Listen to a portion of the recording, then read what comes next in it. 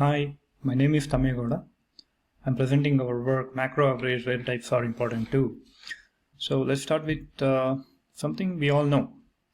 Types in all languages, natural languages, follow Zipf distribution, which means some types are extremely frequent, whereas many types are rare. So we have data imbalance. And now if we apply machine learning techniques on this, so since our vocabulary is discrete, so classifiers are more relevant here, they suffer from data imbalance and data scarcity.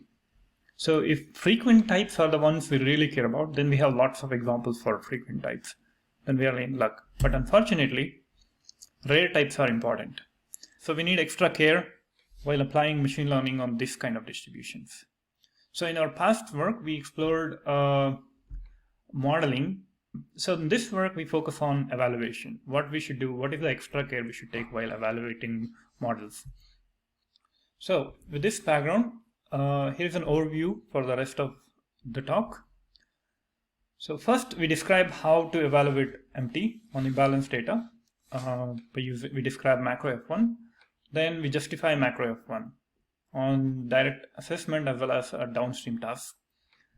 Then in the end, at last, we will show some interesting patterns between how the quality in supervised and unsupervised NMT differ. The most commonly used MT metric, Blue says the systems are of same quality, but macro F1 says no, one is clearly better than others. So we'll see that in the end. Okay, so first one, let's start with MT evaluation as a classifier. So is MT really a classifier? We think so. So in MT, in NMT, we look at NMT models as encoder and decoder networks. And the outputs, y is a discrete variable, right? So the classifier objective would be similar. Probability of y given x, where y is a discrete variable. Classifier is the last layer of NMT. So which takes an hidden representation and produces a distribution over vocabulary. Since our vocabulary size is more than 2, it is a multi-class classifier. Okay, so next, how do we evaluate classifiers? We take a test set. Our test set in MT has a hypothesis and reference. Hypothesis is a system output. Then we tokenize these consistently, similar to Blue. In fact, we use the same tokenizer as Blue as implemented in Sakri Blue. So then, similar to Blue, we use count functions. We count how many times a type appear in predictions, how many times it appears in references. Then we see how many times they match. So similar to Blue, we compute precision, match by predictions, right?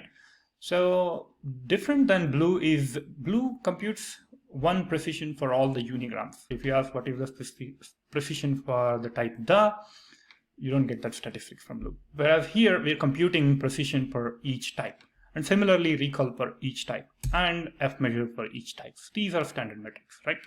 So the next thing is we have F measure for all the types in our vocabulary.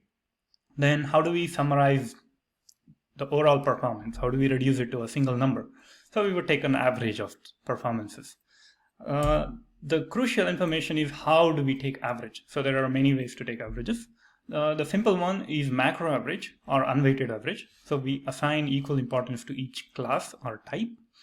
Then other option is micro average, weighted. So this is a weighted average. So in simple case, we weigh by frequency in the test set. So that's like assigning equal importance to each token, right? So the weight is the frequency on the reference side. That way we can compare between multiple systems because the reference frequency would be same. Okay, so these are mostly standard metrics. Next question is, will this even work? So next we are moving on to justification. So the plan is we compare macro F1 with other metrics. So Blue and character F1, popular metrics. Micro F1, just so we see what difference macro and micro average makes. Then also we include blurred model-based metrics wherever is appropriate. So blurred has some undesirable biases, which are shown, some examples are shown in the paper. We're not talking about it here. So, okay, so before I give you empirical evidence, visual description of how macro F1 is different than others. In the blue line, we see a frequency, which is an imbalanced line with balanced distribution, you see the y-axis is in logarithmic scale. So macro average assigns equal importance to all the classes. Okay, so whereas other metrics, they somewhat resemble the frequency line, right? So the class that has more tokens has highest weight, and the rare classes have less weight. And the thing to notice here is the weights for these classes are in the order of -2 to -3, and we report performance usually 1 decimal point. So there is a good chance these metrics overlook the improvements on the rare types. All right, so the first empirical evidence we show is on WebNLG data to text evaluation dataset.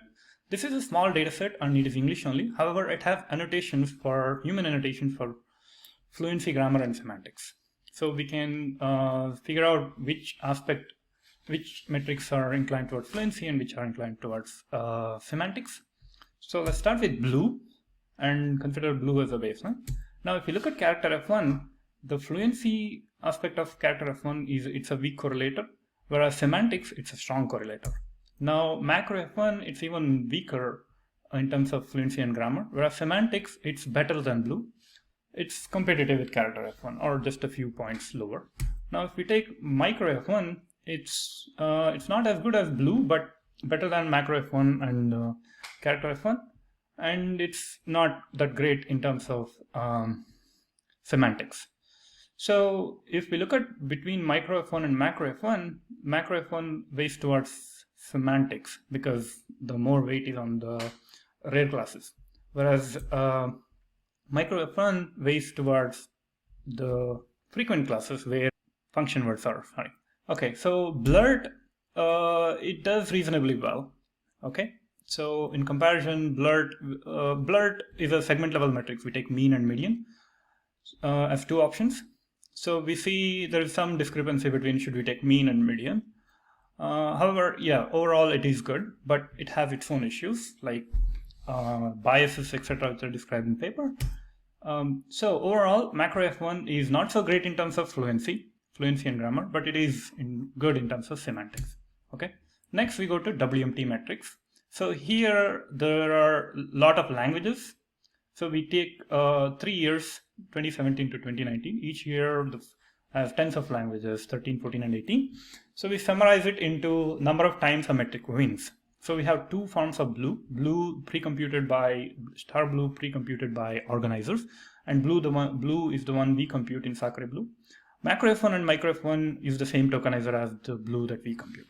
Okay, and character F1 is also from Sacre Blue. So what we see in 2017, macro F1 metric, it didn't win many times. It won only 2 times. Whereas blue was a good metric, and character F1 has the highest. In 2018, macro F1 got better. In 2019, macro F1 have the highest number of wins. So something happened over the past few years. The fluency of these models are really good. Transformers came and back translation, etc., which are all commonly used for best performing models. The fluency of those systems are really good. Now the semantics is the key discriminating factor, and that's when macro F1 can be a good metric. Okay, so the next thing is a downstream task. Okay, so those are all correlation with human judgments, and we have been using Kendall's tau for all the correlations because it's more robust than Pearson.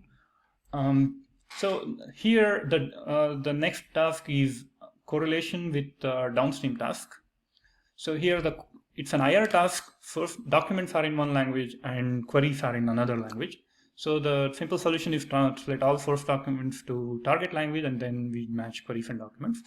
So here the goal is the metric that has strong correlation with IR metrics. Here we're using mean average precision. The one that has strong correlation is a useful metric. So when we have a Lithuanian English dataset, so here macro F1 have the highest correlation, and Pashto English, again macro F1 has the highest correlation, and Bulgarian English, again macro F1 has the highest correlation. So here we clearly see macro F1 is a strong indicator of IR performance. Okay. Last, we use macro F1 to see how supervised and unsupervised MTs differ. So this task, it picks supervised models that have about similar blue as unsupervised model. So we see, okay, in terms of quality, they are about the same. Sometimes supervised is a bit, unsupervised is a bit better than supervised. But now when we compare the quality in terms of macro F1, there is a discrepancy. So here there is a huge difference between supervised and unsupervised, at least 5 out of the 6 times. And in one time it's there is a slight discrepancy. Macro F1 is saying supervised models are better. Now what might be the possibility? Macro F1 is a simple average of F1, so we can zoom in and then look at how F1 score differs. So one of the trends we find is unsupervised models on the high frequency class, on the high frequency types, they have high performance. The orange line here you can see. Whereas supervised model on the low frequency classes, supervised model has high performance. So as a result, when we use macro F1, there are more low frequency classes than high frequency classes. So overall, supervised models performance is higher than unsupervised model. And we are only showing top 500 types here. And German to English, the trend is similar on other languages. Okay, so some of the trends we see is macro F1 is more intolerant to untranslation, because untranslated words are low frequency words which are weighted heavily in macro F1, whereas relatively low in blue. In summary, we have showed macro F1 evaluation of MT on imbalance test set. We justified macro F1 as a legitimate MT metric on direct assessment, especially when fluency is not an objective. We showed fluency, macro F1 doesn't do well on fluency, whereas it is a great metric on when adequacy is important. So SNMT, supervised and unsupervised MT, we see some discrepancy between these metrics. Okay, thank you.